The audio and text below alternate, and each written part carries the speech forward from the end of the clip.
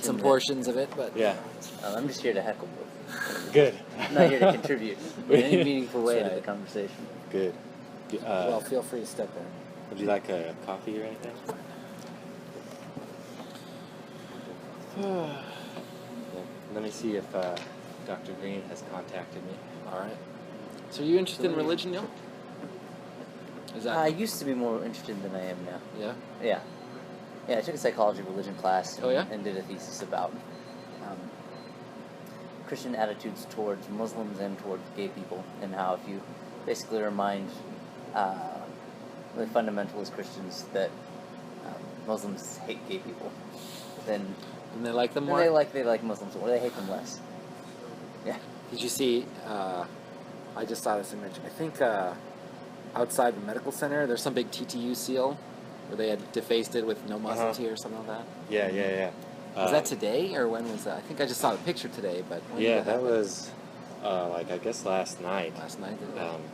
Yeah, I'm trying to organize a event tomorrow to have a bunch of medical students and anybody who's interested in coming.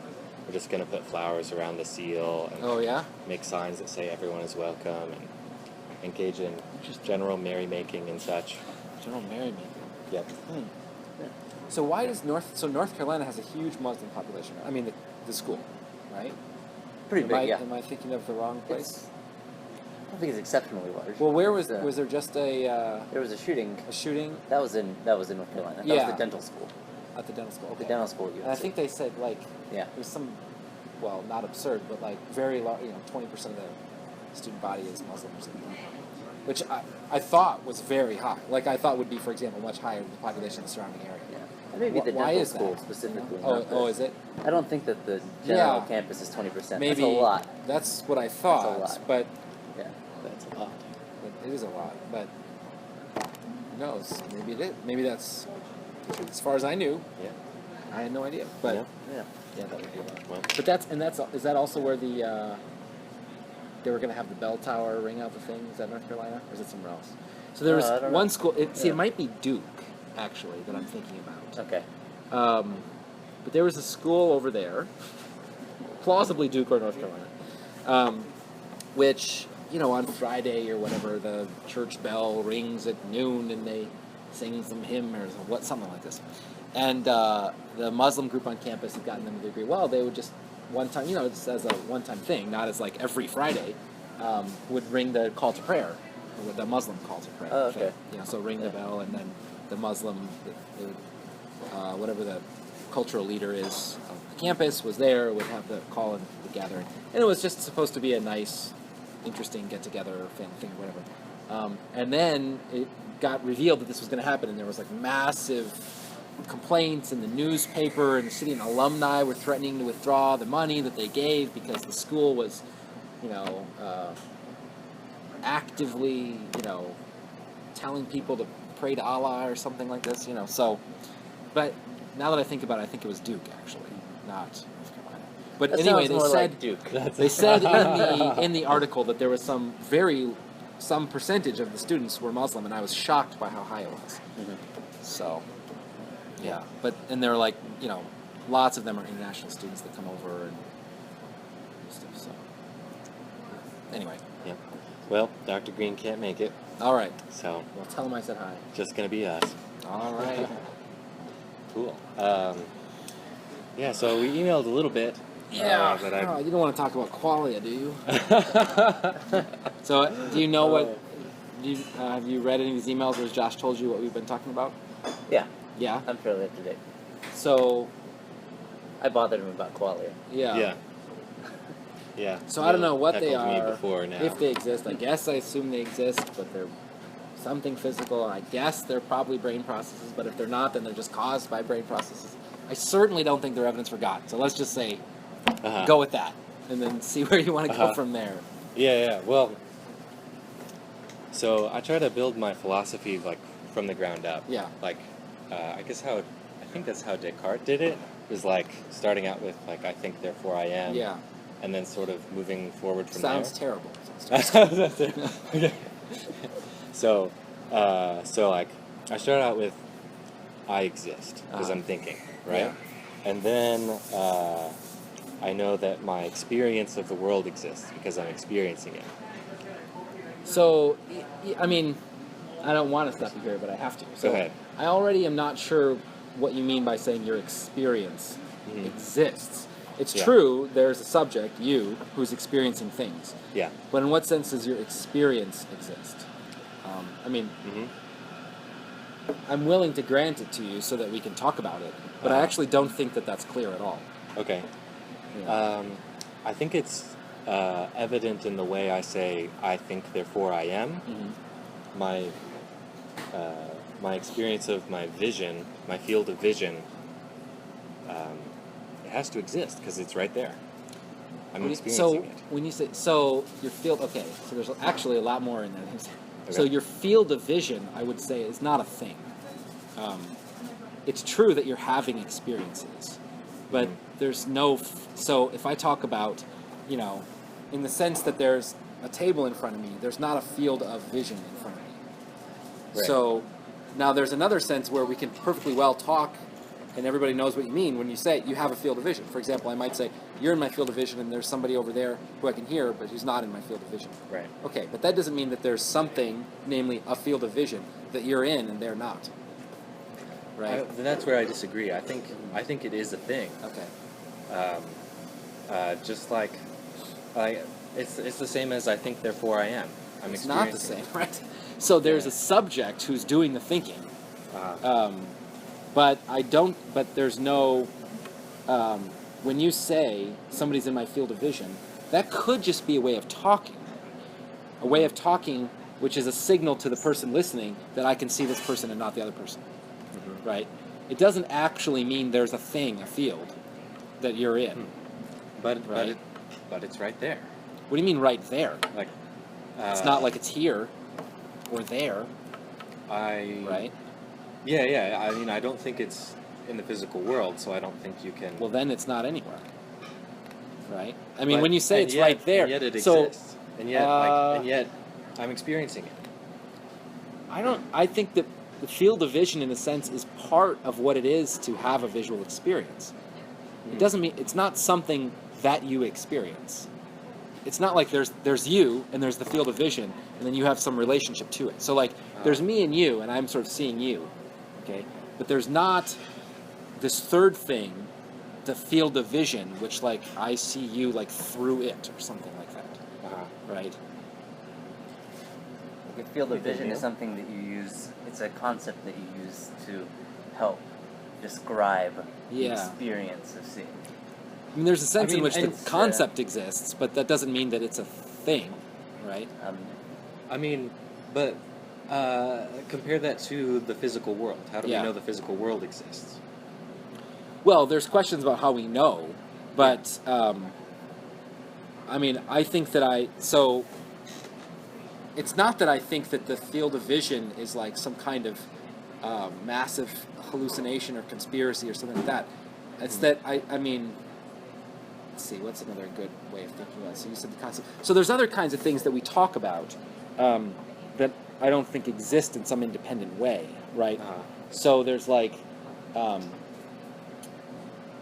so if it feels cold in here, there's not this thing, the feeling, right? It's true that I feel a certain way, but it's not that there's me and then there's this other thing, the feeling, right? Well, similarly, I can see certain things, they're in my field of vision, but that doesn't mean there's this thing, the field, right?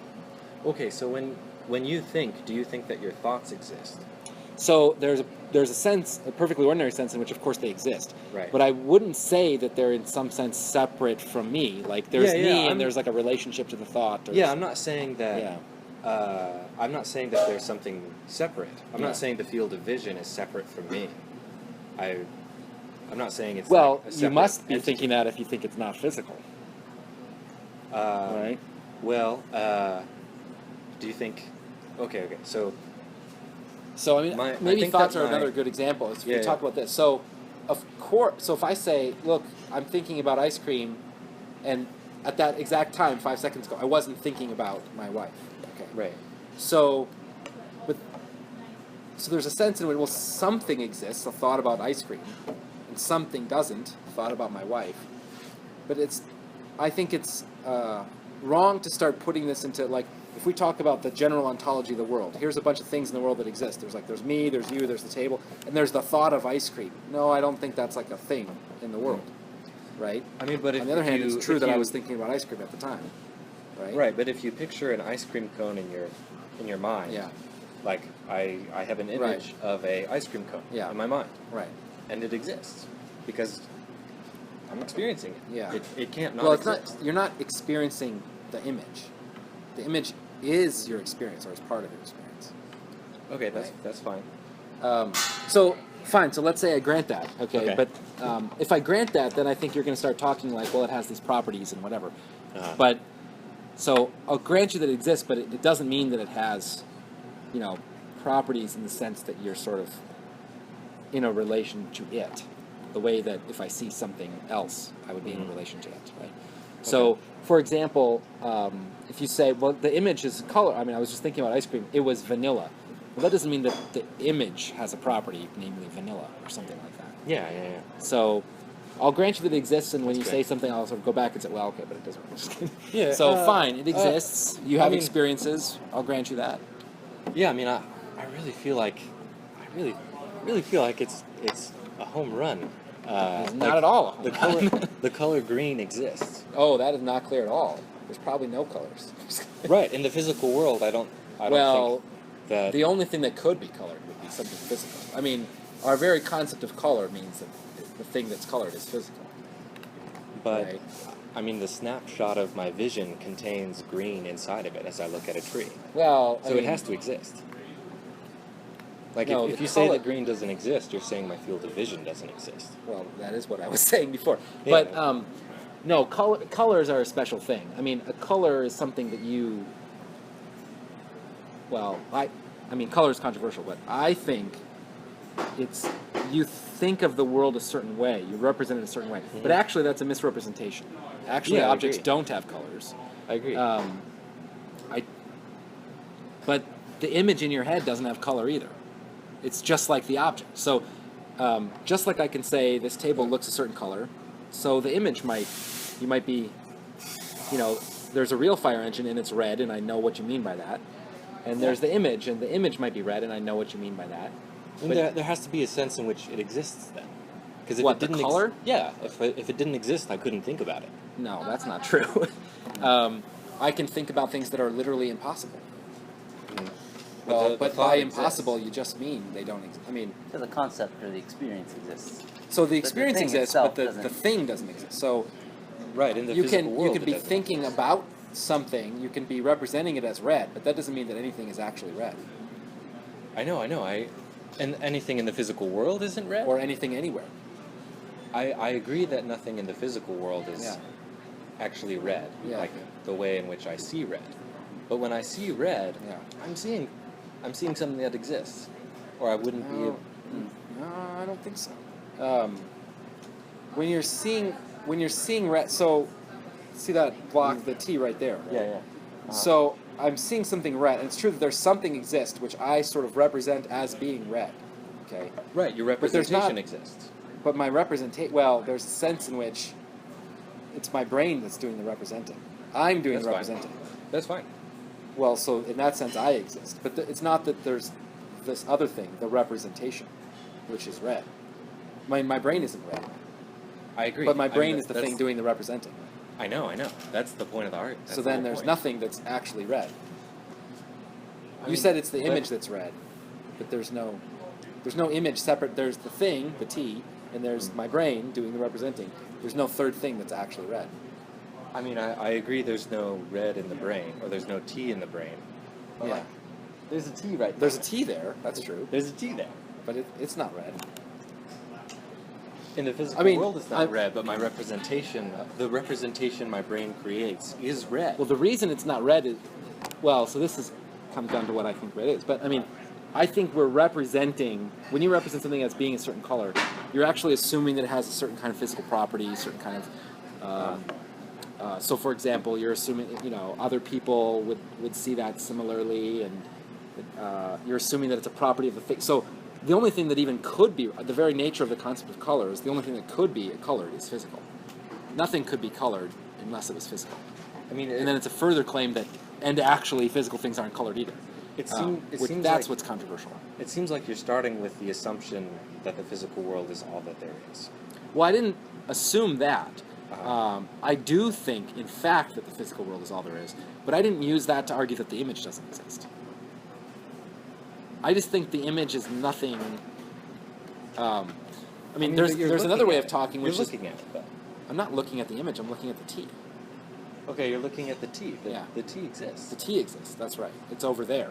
But For example, I can tell you exactly how far it is from you. the image. How far is the image from you? Yeah. Very deep. It's nowhere. I thought you said. Well, Right? You said it's not a physical thing. yeah. There's the image that your brain creates, right?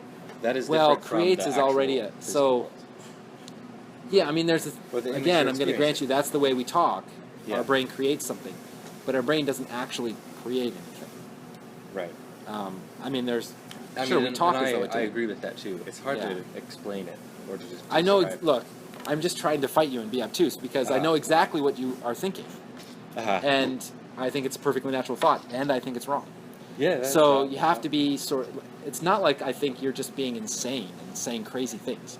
No, you're saying what normal people think, but actually normal people are I wrong. don't know of any normal person that is. Normal that's thought this. normal people talk, and if you ask them, they think about normal people think Uh-huh. objects are red, and so are the images in my head. They think if they close their eyes, they can see red. I mean, I don't think the actual objects are red in the physical Normal world. people do. Okay. Yeah. And that's they fine. also think images are red. And they also think images exist, and they also think that they think that well, this is a little bit, you have to depend on how you phrase it, but undergraduates' natural intuitions are dualistic, Yeah. and I think have been forever. Like, now if you sort of ask them a specific question about whether everything is made of physical stuff and whatever, they might say yes. But if you start to ask them about where things are located, they'll say no. That's not a real thing. It's not a physical thing. Yeah. But I think they're wrong. And I don't think something has to have a location to exist. I do. No, And that's so assuming it depends. physicalism. Well, that's only true because I think physical, but that's not because I assume physicalism. Because I think there's a good argument for that. Okay. But What's I mean, your it also argument for depends what you. So, physicalism? like, do I think numbers exist? Well, we could have exactly the same discussion. There's a perfectly good sense in which 2 exists and 3 exists. After all, 3 is greater than 2, so they can't be the same. But there's another sense in which I don't think they exist. What's your argument for physicalism? It's a kind of explanatory argument, so you're going to disagree because you think, well, but I need non-physical stuff to explain the image. I'll say, no, you don't. So, I mean, here's an induction from the history of science and history of other things. The reason we posit the existence of things at all, right? So, why do I think there's atoms? Why do I think or big things like other people, right? Is because it explains certain things that happen, explains certain experiences that I have. Why do I think Neil's there? Well, because I've learned from past experiences that if it looks to me like there's somebody there and I go over and hit them, and usually there is, whatever. So, in general, physical objects are an answer to a question. Why do we have the experiences that we do? Okay. Now, if you look at the history of people positing non-physical things, they were used to explain certain things, like certain experiences. But in lots of cases, it turns out that we didn't actually need them, right? So, you posit a soul to explain, well, look, clearly, how did I raise my arm? Clearly, there must be some will that there's, when I crack open the body, there doesn't seem to be anything that could cause my arm to go up, so there must be a will. Well, no, actually, now we can perfectly well explain why your arm goes up without positing this extra thing, the will. Now, in a sense, the will exists, but it's not. You don't need to posit something non-physical. In fact, positing something non-physical makes the question harder, because then you have to say, wait, so there's these electrical impulses that we know go through, and we know why you raise your hand. How does this extra thing get in? It's actually harder to explain if you think you have this extra thing, a will. Yeah. Well, similarly for soul, I think similarly for the Greek gods and for the Christian God, similarly for the Elan Vital that makes you alive and, dirt dead.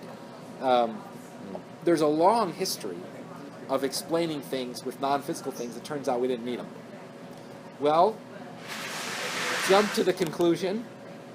Turns out we're never going to need them. Now, I don't have a valid argument that ends with, and therefore I've explained everything, so I don't need them.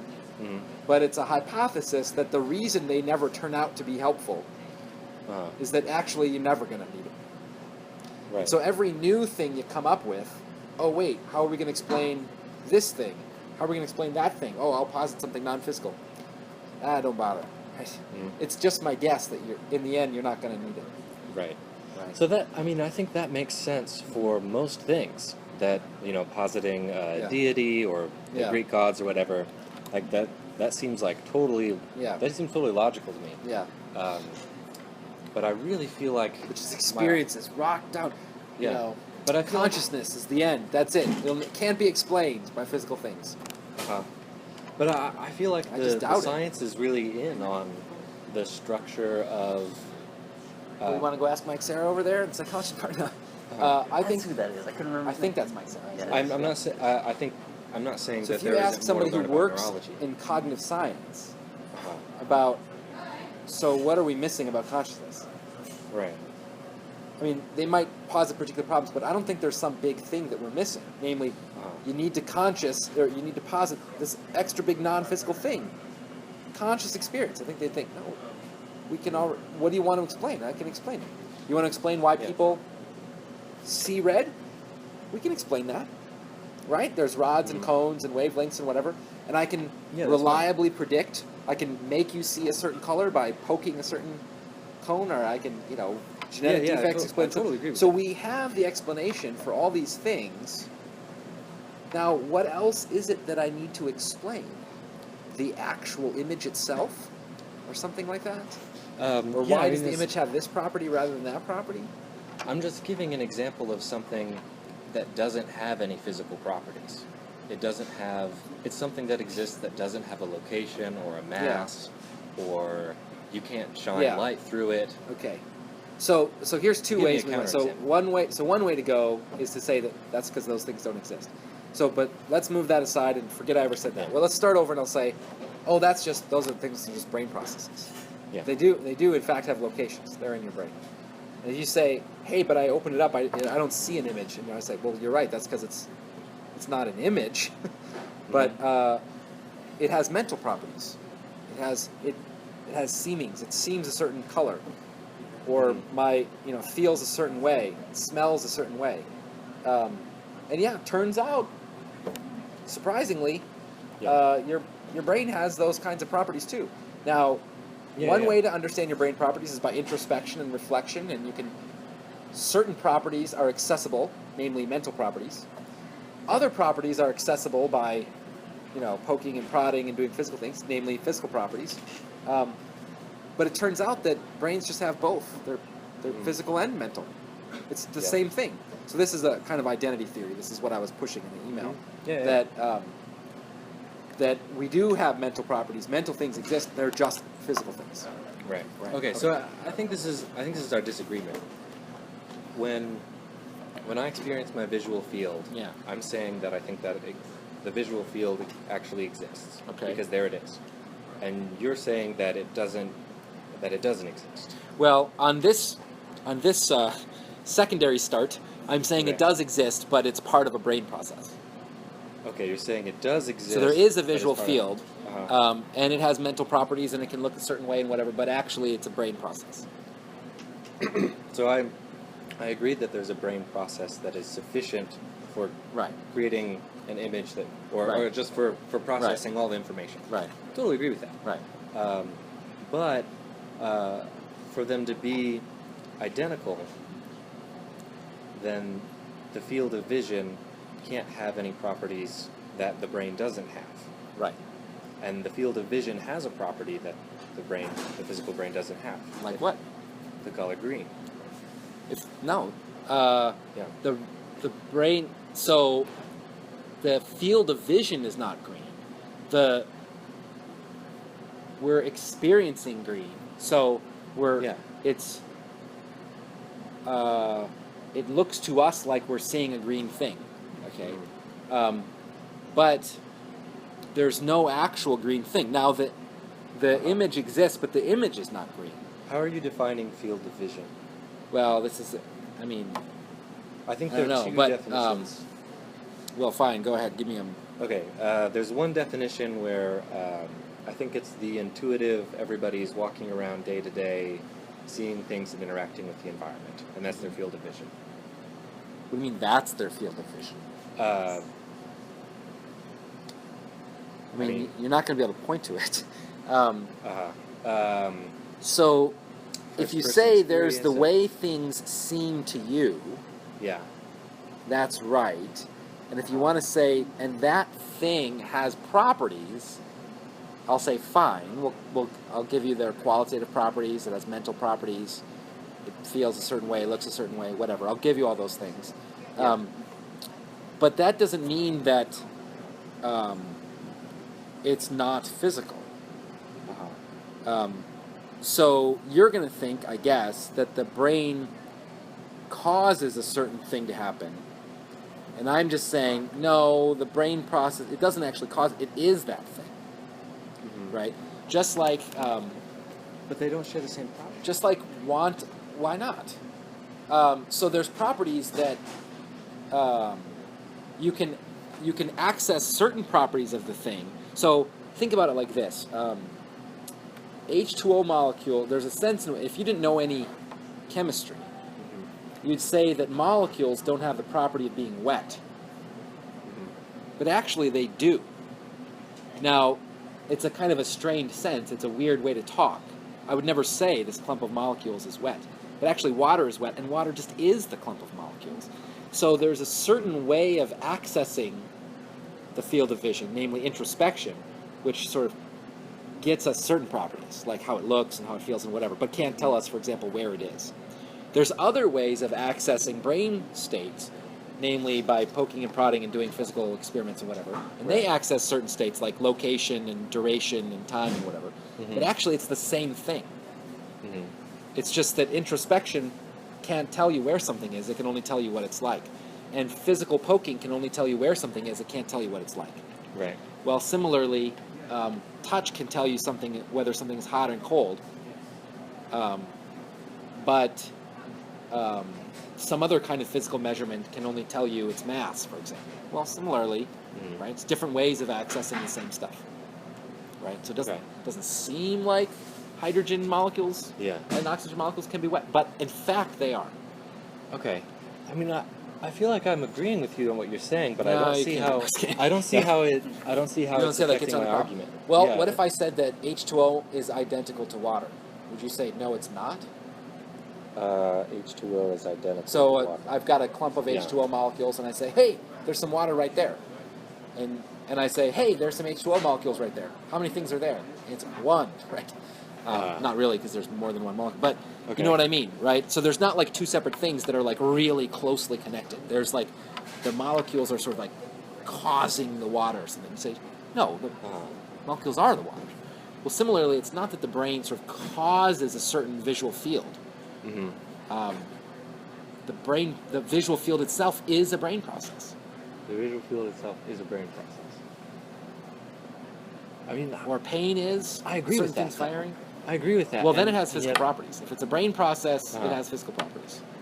I think it is a physical process plus the properties that... I see. So you think it has these Yeah. mental properties. So why not say that the brain has mental properties? Okay, what do you mean by the mental properties? Whatever. Thinking a thought. I don't know. What property do you think your visual field has? Don't pick color. Pick some other thing. Like, do you think your vision? So when you said field, it's not always visual, right? So in your email, you said things like, I mean, it maybe could be it a sounds a sound. certain way. So Yeah, sure. so you're right now hearing some sort of buzz back there, right? And you say it has some properties, and you say, my experience of sound is loud versus yesterday it was soft or something. So that's a property that it has. Okay. Now, do you think that that's like is that is there some experience that has that property of being loud or something like that? Or of smelling like a rose, I think you used in an email? Yeah. I mean, I think that the smell itself Yeah. exists. Okay. So, insofar as the smell exists, I see no reason for thinking that the smell is actually different than just the molecules moving through my neurosystem in a certain way. That just is the smell, right? But they don't have identical properties. I say they do. I say it's I mean, surprising Yeah, that yeah. this kind of movement is the tart smell, and this kind of movement is this other thing. But guess what? It is. It's like a surprising revelation. We had no idea that this molecule smells like this and this one smells like that, but that they do. Wait, okay, so I wish is it I okay if we understood do it with chemistry now, is it but- okay if we do it with the color? It's never going to work with color, but But because I think that color is not at all the way that things think. But yeah, I mean, so if we do it with color, then I Uh-huh. think you have to think that if you think that T block is actually red, okay, that's a way of it's called realism about color. Many people are the T block the physical, in the physical thing world is actually red too. I That don't- just yeah. means reflects surface light a certain kind of way, whatever. Okay, Right. that's just what red means. Okay, Yeah, yeah. so then that is red. Uh-huh. Okay, so then now do it with color and try to convince me Okay. The physical object itself. is red. Well, no. The physical object in the physical world is not red. Well, so then it's a collection of then atoms. I'm going to say nothing is red. So if Okay, that okay, thing is but- not red, then nothing is red. But I'm experiencing a snapshot of red right now, and my experience exists. Yeah. So you Are can't you use you just saying- can't use color. So, Are you saying my experience doesn't exist? No, I'm saying it's not red. I Well, just so I what think is your does your experience then? concept, does your personal concept of red exist in the physical world? No, no. So yeah, I mean no. these things. Does that have a these- physical correlate? Yeah, Okay. yeah. There's a physical correlate. I mean, well, it seems like you're saying that I'm. I just not think there's experiencing a something. picture No, of red. you are, but Yeah. color is a 100% of the time a kind of illusion. Yeah, That's yeah. what I think. So I'm saying the illusion So- exists. But the illusion is not a separate thing. So when you hallucinate a chair, it's not like. When I look at a chair, there's a Mhm. chair and there's me, but there's not this Right. other thing, the image of the chair. When I hallucinate a chair, not only is there not a chair, but there's not an image of a chair either, right? But Now, you're if you wanna- experiencing an image of a chair right now. well, if you talk about my experience, I'm having a certain Uh-huh. experience. Yeah. Sure. But that experience, so, I mean, take something other than color, like shape, okay? So do you want to say that experience has a shape? I would say no. I would say the Yeah, experience no, I don't doesn't think have so a either. shape. Yeah, no. So other no. than color, can you point to any other property that you think the experience has? Color. I mean, do you think something like your experience can have 16 holes, not 12?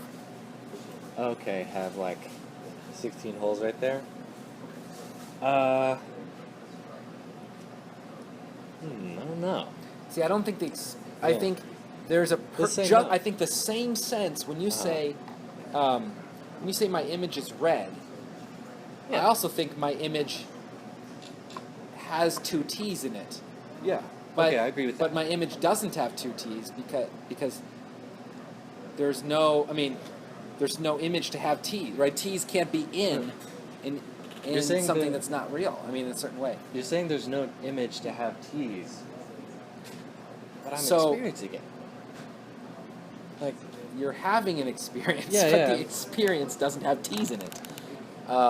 Your experience, I mean, here's a phrase, it's like the adverb view that if it's a non-philosopher, it sounds ridiculous, but this is how we talk, trust me. Okay. They'll say, you're experiencing redly, or right. you're experiencing Neil Lee, right? So what's the difference Yeah. between imagining Neil and imagining Josh? There's a different experience, okay? How do I describe the difference? Well, one of them is experiencing Neil-like, and one of them is experiencing Josh-like. Okay, so that's true, there's a difference. I'm experiencing Neil. But experiencing Neil-like is a way that I'm experiencing. It's not actually a thing. right? Well, why not? Well, Neil-like is a property of the experience. A description. I'm not referring to the experience now. I'm referring to the Neil-like business. So the Neil-like is a property of my experience. I'm experiencing it that way, not Josh-like. Okay. So if I imagine Neil, that's different than imagining Josh. The difference is I'm imagining Neil. Well, similarly, I can sort of picture Redley, or I can picture 16-hole versus 12-hole. But it's not that there's actually something with 16 holes or something with 12 holes. That's just a property. It's an adverb of a way of describing what my experience is like. Okay. So, but now I don't think the experience actually has properties like having 16 versus 12 holes. Okay. You can. But do you think the hallucination exists? So, again, the word exists is a really problematic predicate, right? Okay.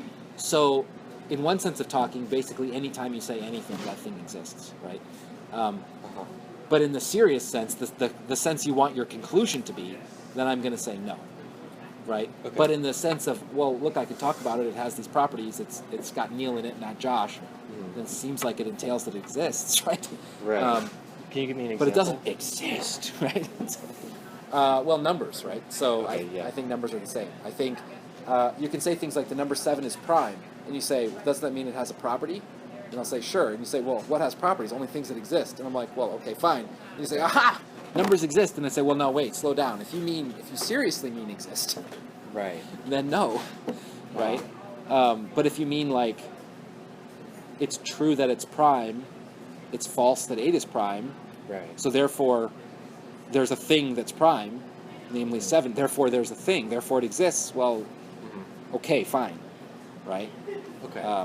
Similarly, I can say true things about the image in my head, and I can say false things, but that doesn't mean that the image exists in some deep sense, only in the kind of loose sense.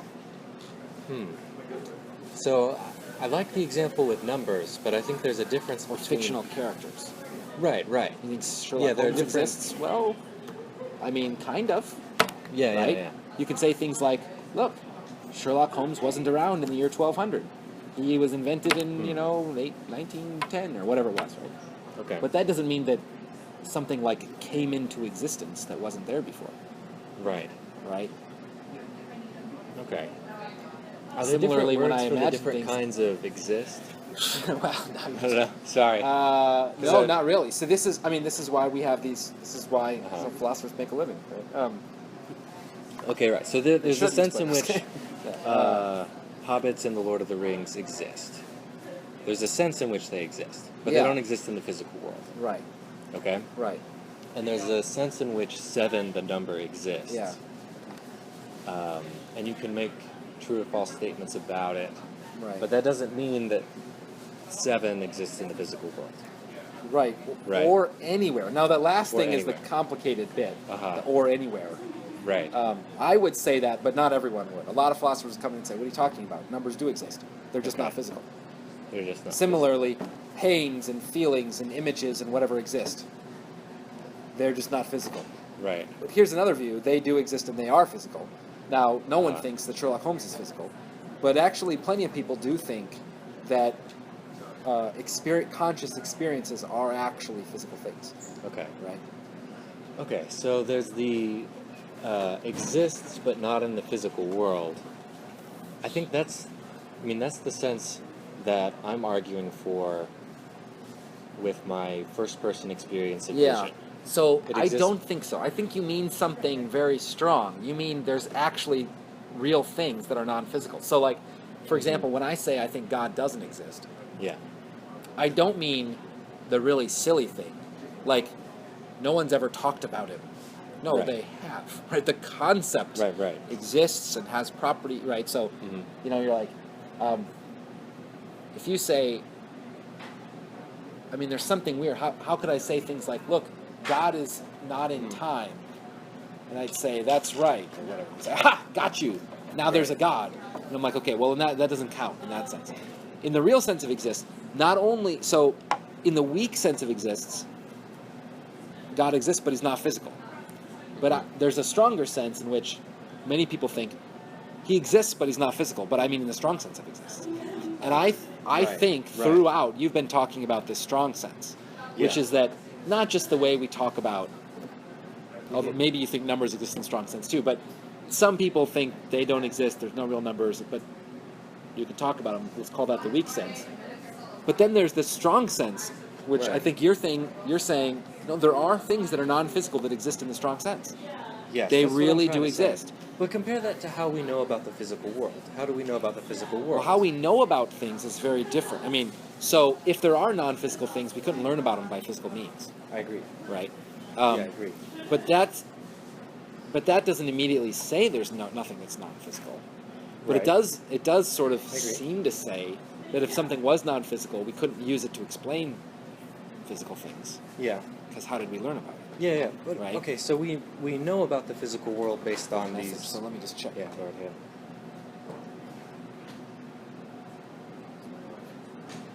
What is this? I don't know what that is. She sent me some oh, I think she's telling me about the weather. Okay. Sorry, go ahead. Okay, so to me, I know about the physical world, and I do science based on these hallucinations Yeah, that I have. right. You know, I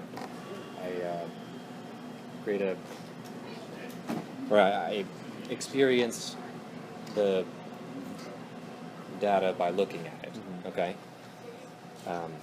To me, that's how I know about the physical world. Right, Right. right. So, you know, I don't absolutely know whether or not the physical world exists, but I can create You a should model. say you do. Don't give up on that. Okay, okay. You do know. People Uh, know way more than they think when they're talking to philosophers. They're supposed to say they don't know, but they do. Okay. Well, I mean, it's possible that I'm having a. It's true. It's hallucination possible that of you're it. wrong, but that doesn't mean you don't know. Right. All right. All right. Just like we say, look, we know that the Earth is 5 billion years old. It's possible that we're wrong. Of course, we're possible about everything. yeah. I mean, But I we agree know. the evidence There's points other towards that. there's other Yeah. things. Well, there's things that the evidence points to that we don't know. Just points. Uh-huh. But then there's things that we know because the evidence is so overwhelming. So I mean, I'm worried about this because there's a lot of people who take this sort of, well, science says we can never prove anything definitively, right. and talk as if what that means is that we don't actually know, Uh-huh. and then conclude from that well, you know, any view is just as good as any other. No, I know you weren't going to say that third thing, Yeah. but because there's a lot of people that go from Right. the second to the third thing, which I do think is a good inference. If you don't know, then, for example, you can't assert that everyone else ought to believe this third thing too. Yeah. But I think the mistake is going from the first to the second. That is when you have plenty of evidence saying, "Oh, but I don't know." I think you should say no. That's Well, why I teach okay. epistemology. So you I should mean, say you know, right? There's But, things that you know. So I don't mean to advocate like, oh, we don't know for sure whether or not evolution happened, yeah. or like, oh, I don't I know know if you climate don't. change is real. So you got to be careful. No, about it. I know, but no, but all I'm saying is it's possible that there isn't a physical world, and I'm a brain in a jar being fed Mhm. information. Right. That's a possibility. Yeah. Okay. And do I think that? No. Right. So in that sense, Right. I know that the physical Yeah. world exists. So you're But more I sure acknowledge- about some things than others. That's yeah, I'm true. more sure about some things You than can others. you can be sure about some things and not others. Yeah. And the thing I'm the you most can sure be- about is that I'm having those experiences. Yeah. Like, Well, it's true that you are having experiences and you are sure about that. For Right. example, if you have a headache, I Yeah. think you have every right to be sure about that. In fact, more sure than Right. you are that the sun will come up tomorrow or whatever. yeah. But yeah, that's an epistemic fact about the kinds of things that we have access to. Right. But that doesn't mean that there's this non-physical thing, a headache. So when you say, I'm not sure of the physical world, you don't mean, what you mean is, I'm not sure that there's anything that's outside of my mind. But Right. actually, things in your mind are physical. So if I mean, you're but sure... you're jumping ahead, though. You're No, jumping so I ahead. think, there's a kind of, this is sort of opacity of reference here, right? So, for example, you can know that water is wet without knowing that H2O is wet. Even though, if one is true, the other one is too. Okay. Okay, so, if by hypothesis, so I know you don't think this, but if Okay. things that had mental properties were actually physical things, okay, you could be sure that mental things exist without being sure that physical things exist, even though the things you're sure of, in fact, are physical, Okay. right? So you're right, you can't be sure you have a body. Mhm. Of course, it's actually true that you need to have a body to have experiences, and you can be sure you have experiences, but it's just that's an epistemic trick, right? You have access to one bit of evidence which actually guarantees this other thing, but you just don't know it guarantees that thing, right? And the two things are... Two things are actually identical, right? Things with mental properties are actually physical. Things with mental properties are If physical. there's any mental properties at all, which I think there are, Okay. those things are actually physical. To me, it seems like you jumped past the point that I cared about, though. Uh-huh. You jumped straight to the existence of the physical. So I don't think that on this basis, stop and think, I think therefore I am, you can conclude that there's physical things. You can't. Right.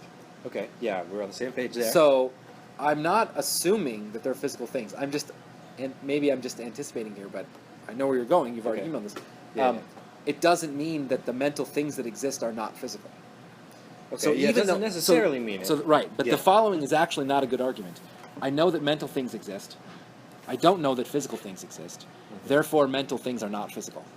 I agree with you. That's actually not. Yeah. Okay. Yeah, I don't think that's a good argument. Okay, so I thought that was the argument you're making. No, I don't think that's a good Okay. argument. No. I mean, okay, So I yeah, said- you start if you start from Descartes, you get practically nowhere. You get to mental things exist, and it's as far as you can get. So what? Yeah. Okay. But okay, Right. so you get to mental things exist. Mm-hmm. Okay, I exist. My experiences exist, and my knowledge that the experiences exist is more sure than my knowledge that the physical world exists. Sure. Right? So there's a sense in which my experiences exist. Okay. In a sense, yeah. And in that same sense, the image of a tree or the color green, in a sense, exist. Right? Well, the color is not something that you experience. That's something that you attribute. Right. Uh-huh. I mean, I'm just saying whatever I'm looking at when I see that Yeah. tree, and Yeah. I mean, call it whatever you want, Okay, whatever it is that just I'm don't seeing. call it green. Just kidding. Okay. I mean, Um, okay, well, whatever that is. Yeah. Apparent green or something. Yeah, I mean, I'm more sure that exists, that the hallucination exists, than I am that the physical world exists. Because I Well, have when you direct say the access to hallucination, it. so see, I don't think. direct access. Well, okay, I'll grant you that, but I don't actually think that you're describing it properly. I don't think Yeah. that there's the hallucination with the definite article "the" in front of it, the Okay. hallucination, which exists, which you have access to. Right. No, you the proper grammar is you are hallucinating. Okay. I mean, I'm not saying you're hallucinating, but Yeah, if yeah. you were, it's not that the hallucination exists, although that's a perfectly good way of talking. It's that you Right. are hallucinating. That's Namely, fine. you're Yeah, having a certain yeah, I experience mean- which doesn't represent the world accurately. I mean, that's how I define myself. I define myself as You're the thing having the experiences. yeah. Yeah. I have to check this. All right.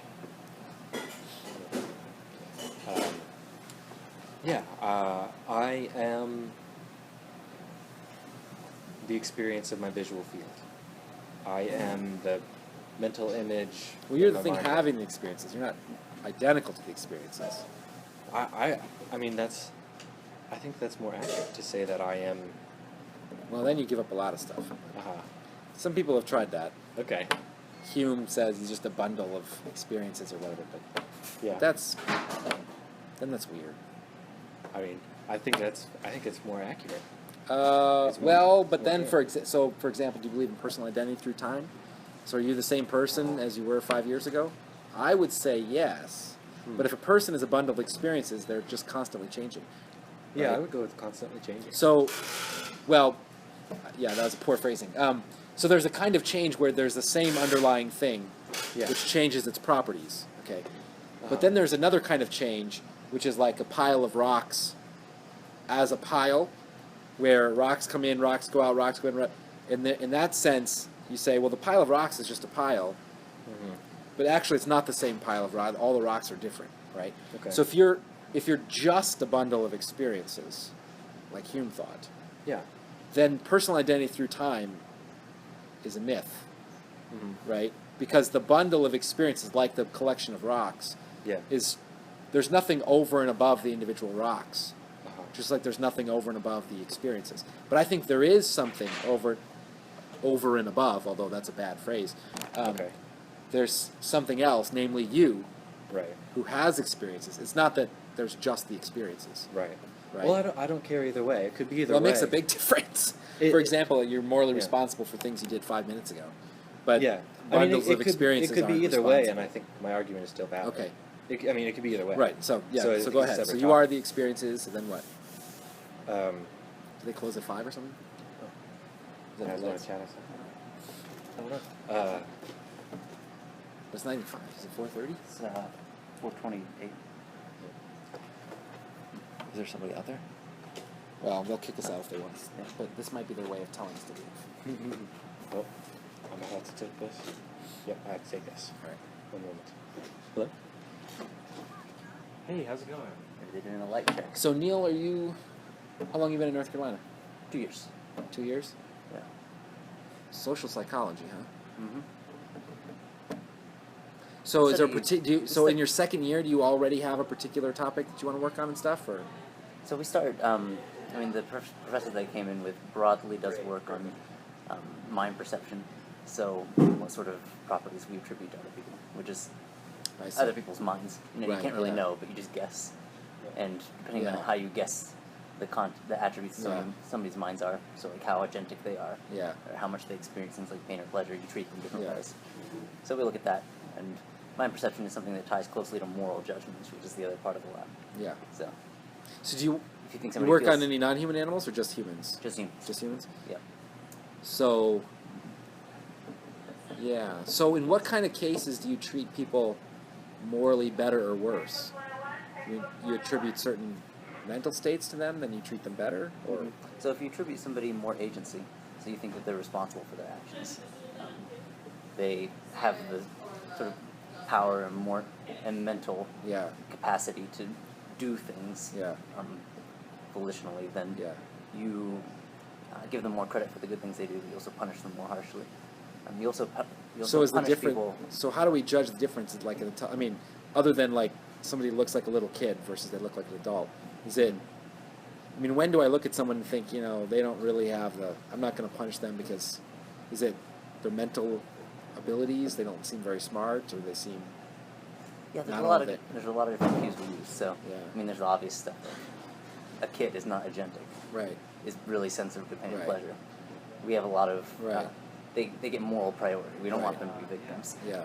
But there's also things that are more subtle, like if somebody is wearing less clothing, we attribute them less that kind of agency. stuff. We attribute them less Oh. agency and more experience, Really? and you actually are more Is reluctant. that dependent? Is that very context dependent? Like if you're at the beach, It's is very it still, context dependent. Yeah. still works that way? Like the exact same. You take the exact same person.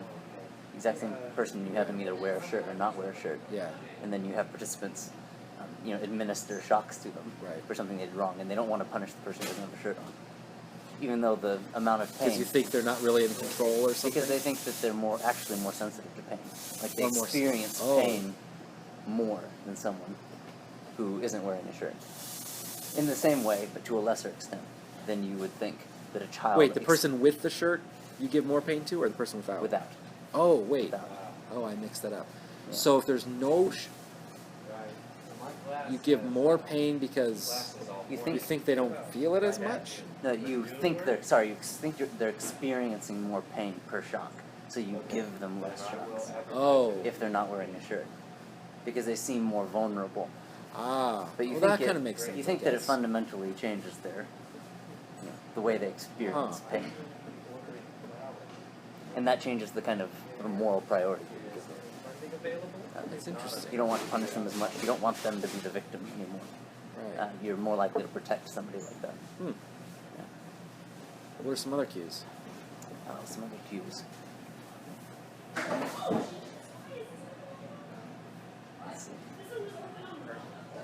I mean, you can rate a bunch of different targets. If somebody is a great moral agent, and that can be either somebody really evil or really good. So Mother Teresa, well, not So Mother you Teresa's watch not them really behave good. first, and then you. Mhm. So first if you you see see- them help somebody else, and then you If you have a chance if to you see shock them or somebody else, something. if you see somebody help somebody else, you think that they're less experienced. They gain sort of this. You see them as more agentic. You also see them Yeah. as experiencing less. So if somebody does something really great or does something really evil, you actually think that they're less sensitive to pain and pleasure afterward. Hmm. Yeah, Interesting. and you also hold them more accountable for all their future actions because Yeah. you think of them as being a moral agent. Yeah, so Yeah. here's the kind of question I always wondered. So you hear about these studies, which I never read. You just hear the results from people, right? Mhm. So people say things like say priming effects, right? So maybe this is similar. So they don't have clothes, you give them more shocks, or you start talking about money and they won't help you anymore, or whatever. So there's some kind of priming effect. Okay, well how big are these effects? So I mean, there's a kind of worry. So here's the downstream worry I have. Mm-hmm. Downstream worry is that once you appreciate all these kinds of effects, you're going to think no one's ever really responsible for what they do. It's sort of all about the environment. Okay. Yeah. Well, Some people, there are some psychologists who think are, that. who are So very much like there's no free will because Yeah, the right. environment just imposes so itself. but how big are these effects? Is it like 20% of people will help you versus 40, or is it like everyone helps you in this case and no one in this case, right? I mean, is it, so when you say if they don't have clothes on, you'll give them more shocks, I mean, is that like, It's not like you don't treat them completely differently. is it that everybody treats them a little bit differently, or like a statistically significant percentage of the group will treat them statistically significantly different? Yeah, Something like that? Okay. that's what it is, and Yeah. I think that's one of the big things that gets lost when people. So it's not when like when I'm people going to talk start hurting people more if they put their clothes on or something like that, right? About, yeah, a little bit. Little Just a little bit, but Well, but is it that's just one of the some people problems. do, or is it that most people do, but just a little bit, or Yeah, it's an average. It's an average of however many participants you had. Yeah. So if you wanted to, I mean, sometimes you dig deeper and you do some sort of individual different scale. So Right. you can measure somebody in all kinds of, you can see Yeah. how empathic they are, or how Machiavellian they are, or whatever. And you would probably find Yeah. that moderates the effect in some way. But I do feel like that's one of the big mistakes that journalists make, science writers, sometimes even just the scientists. they think the effects are bigger than they They are? talk about the effects as if they were bigger than they are, even though they know They know what the size of the that effects they're, are. that Yeah. at least an estimate of the effect size. Of course, some of the people who think that they're basically say that there isn't any free will because the environment is imposing itself on us. Yeah. They're not really saying that they aren't arguing that the effect size of one individual thing is huge. They're saying that the collective, summation of all the the effects, summation right. of all of those effects Right. basically controls what we do. Yeah. And one individual study may show that just what exact Right. kind of effect this small Right. portion of the environment has. But then when you take all of that into account Right. and you're just sort of being hit by it continuously, then it Don't they know about interaction Change it effects? immediately. Come on. They should talk to some geneticists. If you then you do another study where you have these big conjunctive things going on, and guess what? You're not going to get 100% of the people do this. So no matter what, by induction, I conclude that you'll never get 100% control. Yeah, but anyway, Sorry about this. I'm No, it's organizing a thing. yeah, there's definitely a lot of, I mean, there are tons of individual Yeah. differences, things that are right. either intrinsic or have been built into you based on past experiences that Yeah, right. change how the environment will influence So you. you too. wrote a undergrad thesis on religious belief, did you say? Yeah. So what was that about? It wasn't a very good project. I'll tell you about it anyway. I want to hear about it. Yeah. It's basically taking a bunch of Christian participants and Oh, yeah, it's a asking the project- Muslim and it's a project about homosexual attitudes. things, So right? you Yeah. it was actually a priming thing. So here's a question I've come across recently. There's this philosopher who wrote this article recently. It's not a new idea, but somehow it's gaining new traction now or something. But it says that religious beliefs are not really factual beliefs. They're more like, so if you ask somebody if they believe it, are you a Christian? And they say yes. It's more like a kind of labeling statement, right? They're sort of like, they want you to know that they fall into this camp, and they'll sort of answer questions a certain kind of way. but it doesn't actually control other areas of their non-religious life the way that general factual things do, right? So, if they believe that the couch is heavy, then it's going to be heavy in their dreams and this and this and that. If they believe there are angels, well, it doesn't matter. They still take their car to the mechanic or whatever, right? And he gives a couple of different bits of evidence. The society that thinks that when they die, people become the animals around in a certain kind of way, but then they eat the animals. But if you ask them, do they ever eat people? No, I would never eat a person. My God, that's ridiculous. Well, they're not a So person it's like anymore. they don't. Well, but they don't actually connect them. Is the point? Right? They don't. It's like they have their religious views, but they don't sort of integrate them. The rest in the way that factual beliefs to integrate, right? So anyway, he claims that religious beliefs. So that's how you use religious beliefs. He claims that How they religious interact with beliefs are others. more like you sort of say to act as if temporarily, right? But you don't actually. They're not. You don't actually believe them in the sort of sense that you believe other things. So anyway, So you believe them? Oh yeah, there's an interesting. There's a study that somebody did about how we talk, how we talk about God and angels and devils, and if you ask people just explicitly to what kind of characteristics God would have, then they give you all these answers, right? Things that are sort of counter to how you talk about a normal physical being or object. But then when you have people just talk about God, physical they talk about them physically. Yeah. That's a little bit different. Just maybe that people have trouble communicating, so they just communicate the way that they're used to. It might be that. Communicating about everything else. I wish I could think about the other examples that he gives. But anyway, I thought it was really interesting. I mean, it's interesting to ask about what religious belief actually is. Sorry about that, guys. No, that's fine. Thank you for your patience. We're trying to get all the schools to go and do the commemorative or like stand in solidarity and welcome everybody tomorrow. So I'm talking to Is the it working? dean. Yeah. We just got approval from the dean, and they're giving us some funding for flowers. So I'm just and I have to tell everybody to do all their jobs before 5 o'clock when the flower shop's closed and stuff. Yeah. So is this like tomorrow morning? People show up. It's going to be there Tomorrow at noon. tomorrow at noon. Love it if you could be there. It's gonna be a great time. Tomorrow at noon. Is today Thursday? So I guess commencement starts at 3, right? Tomorrow, so... But no. No. Wedding. You have a wedding? Cool. Yeah, not me, but That's why you're in town? yeah. Well, that's not why I'm in town, but That's all While right. you're here anyway, might as well go to a well, wedding. I'm Yeah. going somewhere else. We only want good-looking people there anyway. That's right. That's right. I'll work hard. That's right. All right. What'd y'all talk about? Oh, we talked about That's about social psychology. Yeah. talked about and priming, and whether Perfect. the environment controls us and destroys our free will. Cool. Yeah. All right. Free will. There's another one, man. Oh, free will. So maybe we can just jump to the end here. So let's say that qualia exist and that they're non-physical. Okay. I didn't understand why you'd think that this is an argument for God. Yeah. Is it because once Well- you get that they're not physical, they're so different, it's kind of amazing that they actually match up? Yeah. So this is exactly why, I mean, not exactly why, other reasons, but I mean, this is a reason to really kind of push on the idea that they're actually really different in the brain. So Yeah. I want to say, it's not surprising at all that when I look at a chair, I have an image of a chair. Right? That's not so. Nothing needs to try to line those things up. Right? That's just. In fact, the image of the chair. There's a sense in which, if you think really hard about it, the image of the chair is not at all like the chair. Right? But if you want to insist, fine, it's like the chair. Okay. Well, in that sense, it's not an accident at all. Right? There's nothing to line up.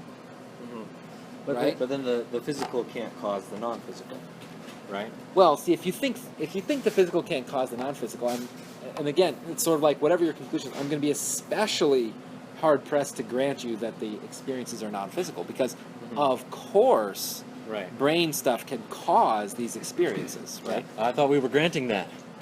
I Well- guess not.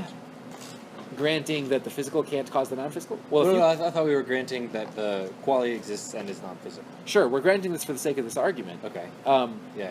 but then if that's true, then of course physical can cause non-physical because the brain causes these things. Now, really, I think this is a reason to put pressure on the idea that they're non-physical. But if you insist that they're non-physical as a category, then Yeah. I'm going to say then the non-physical as a category is the kind of thing that can be caused by physical, It can be caused by this. right? And it's true, it sounds really weird, but that's precisely why I deny that they're non-physical. Uh-huh. But, Huh. right, I mean, you wouldn't think that, insofar as we have mental experiences and access and whatever to numbers and thoughts and stuff, that's precisely why we think that they're not really weird and out there in these. Because if they were weird out there in Platonic heaven, then we couldn't have access to them in the same way, right? Uh-huh. So it's sort of, you're in this kind of weird dilemma where it's like, look, if I give you that they're non-physical, then I think that they're not physical, but not in the way that you're ordinarily thinking of the non-physical. Right. Okay. Then they're just ordinary kinds of things that the brain can cause, right? Huh. And if I you guess- just think yeah, about yeah. easy cases, right? I mean, I take a stick and I poke it in your brain, and Yeah. in just the right way, of course. And Yeah. now you have, pain in your finger or something like that. It's like, well, that just clearly shows that. I mean, this is not like there's a deep question of, why is it that God or somebody is arranging pains in just the right way to normally match up with damage in a certain way. It's like, no, that's just what happens when you poke the brain a certain way, right? And, natural selection explains it. That's one option. One option is Yeah. that the physical is able to cause the non-physical. Yeah. So when you poke the brain, it Yeah. has an effect on the non-physical. Or the second option is Yeah. the physical can't influence the non-physical, and there is something non-physical that is lining them. So Those seem to be the two. So there's viable. something non-physical, some external agent Yeah. So that God lines them up.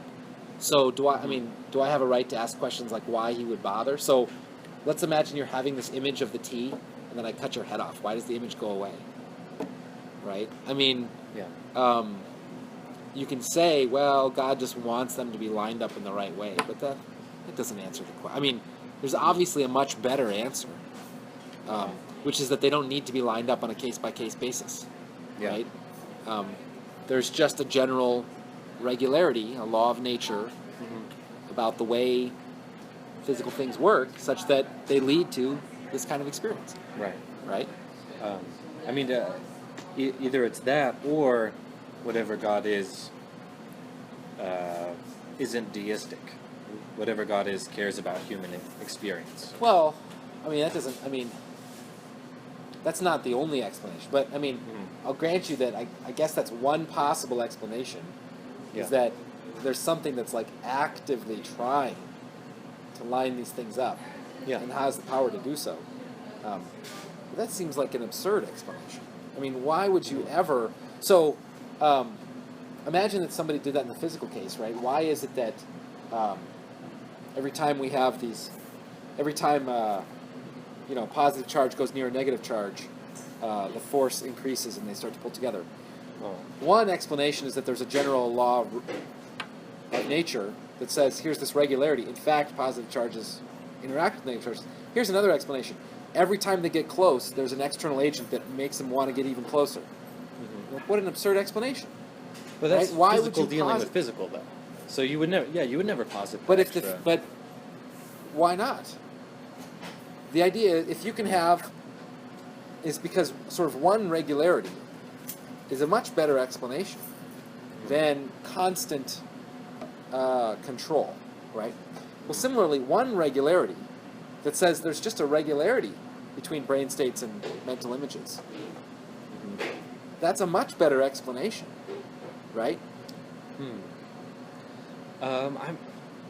I feel like it's better to not assume that the physical is able to influence the non-physical.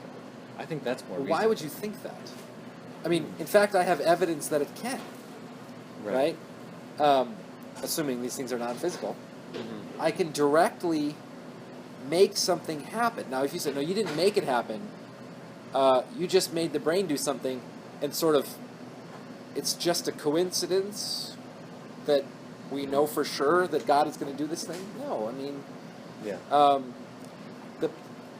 this kind of, it's like, you can't say that it's a coincidence. You have to say there must be some sort of reason that God lines this up. Mm-hmm. But I can't think of what the reason could possibly be that would be a better explanation. I mean, here's another explanation. If you really like God, God just set it up from the beginning of time such that there were these psychophysical laws. Why wouldn't he do it that way? I don't know why that would be worse. Mm-hmm. Right? So now you say, well, the physical can't interact with the mental. I don't see a reason to think that. Well, can't unless interact with the non-physical.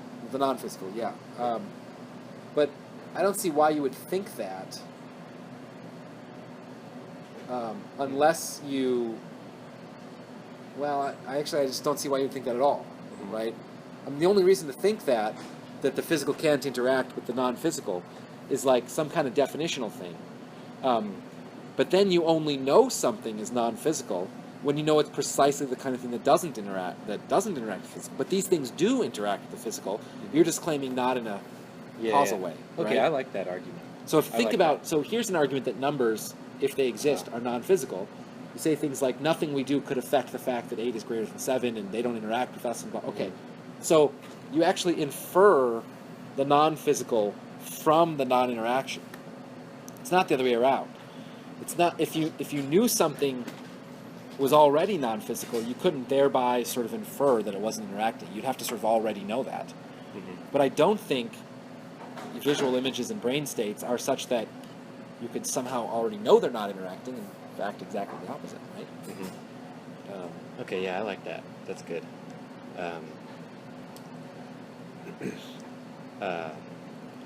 So what do you think about the cosmological argument in general, and then also as it relates to if quality exists, would the cosmological argument apply? Well, I don't see. I'm going to go by before 5. Actually, so I'm going to go to about 5 minutes. Cool. I just don't see the connection between the cosmological argument and anything about mental states. Yeah. Now, there's a different kind of version, which is about things that mental states begin to exist, so they must have a cause. But now, if you add this premise that, well, it can't be a physical cause, but I just don't see. I mean, Yeah.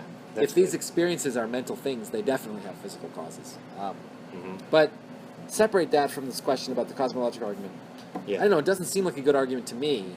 I don't have a knockdown argument against it. This is another sort of, why posit something that doesn't seem explanatory? You're sort of, the best version of the argument is really a kind of, I have no idea what God is like, but there must be something, right? So the best version of the argument, the best you can do is get the conclusion that there must be a beginning. Get the conclusion that it must be caused by something non-physical, or that there must be a cause, Yeah. and that cause must be non-physical. So there must be something non-physical. So I see no reason for thinking that basically every one of those steps is a problem. But I definitely think that the biggest issue is that at the end, you don't have God. Right? At the end, the best you could do is just say that there's some non-physical reason that the physical stuff starts. But that's to deny. I mean, why did you buy that second premise that said the physical it couldn't be begun by something non-physical? Well, this is exactly at the end what you have. You have something non-physical beginning the universe, which you're claiming is physical. Mm-hmm. So it's sort of like it seems like a self-defeating kind of argument. But if you look at the details, which I think you're probably most interested in, then I don't know. I don't understand how the universe could begin. I don't understand how it not could begin. Yeah. It boggles the mind, right? This is, Kant on the antinomy, right? It doesn't make sense. It's true. It's like, how could there be something before the Big Bang? How could there be nothing before the Big Bang? It doesn't make sense, right? So either way, how could time have gone on forever? How could it have a beginning? It doesn't. Neither one makes sense, right? But so I think the best we can do in these cases, the best we can do, is go with scientific investigation and see where it leads us. And I'm not the one doing the investigating, but people doing the investigating don't seem bothered. Some do, it's true. Some people who know everything there is to know about the universe and its beginning and blah, blah, blah, think there must be something else. But most people don't. So all I can do is sort of defer to them and say, well, I don't understand the argument, but they're not convinced, so why should I be? Insofar as I understand anything, I don't see the problem with the universe being sort of self-contained. I mean, the universe, almost by definition, sort of is everything. It's like, so it sounds bad to say causation sort of can't apply, like the effect can't be the universe, because the universe is a thing, but the universe includes everything, including things like how causation works. So it's not a thing that can be an effect or a cause or have an explanation, right? It's the totality within which there's cause and explanation and beginning and end, right? Now there's another sense of universe, which is like our space-time